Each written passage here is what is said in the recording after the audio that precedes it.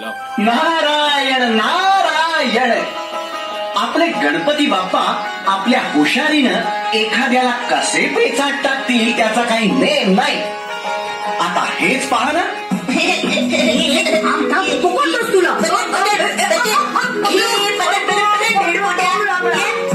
किती छान खेळत आहेत नाही आपली मुलं. हो तर खेळण्यात अगदी रममाण होऊन गेलीत. कशाचंच भान नाहीये कार्तिकेयाला आणि गणेशाला. गणपती आणि कार्तिकेय दोघं खेळत असताना त्यांचं भांडण जुंपलं.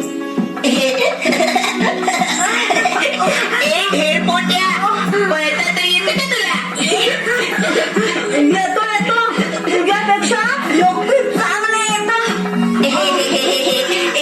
ते जाऊ दे रे. तू एवढा आगडबंब आणि तुझं वाहन काय तर पिटुकलं उंदीर.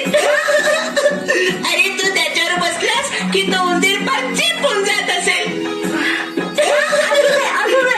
माझं वाहन बघ मोर. माझ्या देहाला अनुसरून आणि चपळ सुद्धा. असू दे माझा उंदीर तुझ्या मोराहून खूप चपळ आहे. शक्यच नाही. का बोलतोय रे तू?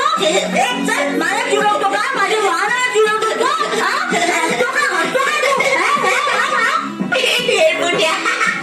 शेवटी कुणाचं वाहन श्रेष्ठ या मुद्द्यावरून कार्तिकेय आणि गजानन यांच्यातील भांडण वाढलं. शेवटी ते दोघाही शंकर पार्वतीकडे गेले. कार्तिकेय म्हणतो की तुझा उंदीर माझ्या मोरापेक्षा आणि हा पण म्हणतो की माझा मोर तुझ्या उंदरापेक्षा दुबळा आहे म्हणून. आणि तू सांग ना की कोण श्रेष्ठ आहे ते. तू सांग. हे पहा, कोण श्रेष्ठ आणि कोण कनिष्ठ हे असंच सांगता येणार नाही. तुमच्यापैकी पृथ्वीला जो पहिली प्रदक्षिणा घालेल त्याचंच वाहन श्रेष्ठ आहे. आणि हे ऐकून कार्तिकेय सुखावला. आता बघ कोण पहिली प्रदक्षिणा पूर्ण करतो ते. तुझा हा उंदीर काय कामाचा आहे ना ते कळेल आता तुला. कार्तिकेयाचे असे चिथावणीपूर्ण शब्द ऐकूनही गणपती शांतच होता. कार्तिकेय पृथ्वी प्रदक्षिणेला गेल्यानंतर गणपती सरोवरात स्नान करून ओले त्यानं शंकर पार्वती जवळ आला. जन्म देणारे माता पिता हीच खरी पृथ्वी. म्हणून तुमची प्रदक्षिणा हीच पृथ्वीची प्रदक्षिणा आहे.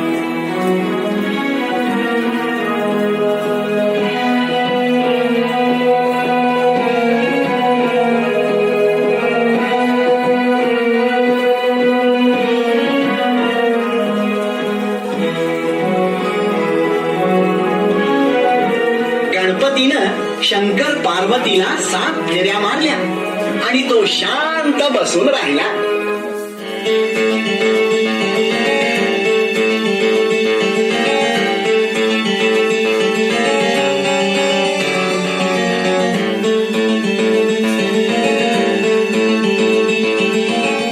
थोड्याच वेळात कार्तिकेय पृथ्वी प्रदक्षिणा पूर्ण करून कैलासावर आला. तेव्हा पार्वती म्हणाली, कार्तिकेय, सर्वप्रथम गणपतीनं ही प्रदक्षिणा पूर्ण केल्यामुळं त्याचंच वाहन श्रेष्ठ आहे. पण ते कसं शक्य आहे? तू एवढ्या लवकर कसं काय आला? कारण त्याने आम्हालाच प्रदक्षिणा घातली. पण पृथ्वी प्रदक्षिणा मीच पूर्ण केली ना. नाही कार्तिकेय, गणपती बुद्धिमान आहे. त्यानं आम्हाला प्रदक्षिणा घालून पृथ्वी प्रदक्षिणा घालण्याचं पुण्य मिळवलं आहे. आणि शास्त्रवचनानुसार ते योग्यही आहे.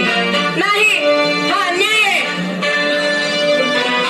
पण हेच सत्यही आहे कार्तिकेय. आई, तुझं या गणपतीवर खूप प्रेम असल्यामुळे तू त्याचीच बाजू घेतेस. तसं नाहीये कार्तिकेय. तसंच आहे आई. तू पक्षपात करतेस. यापुढे तुझंच काय, पण इतर कुठल्याही स्त्रीचं तोंड पाहायची माझी इच्छा नाहीये. आणि असं म्हणून कार्तिकेय क्रौंचगिरी पर्वतावर निघून गेला. तो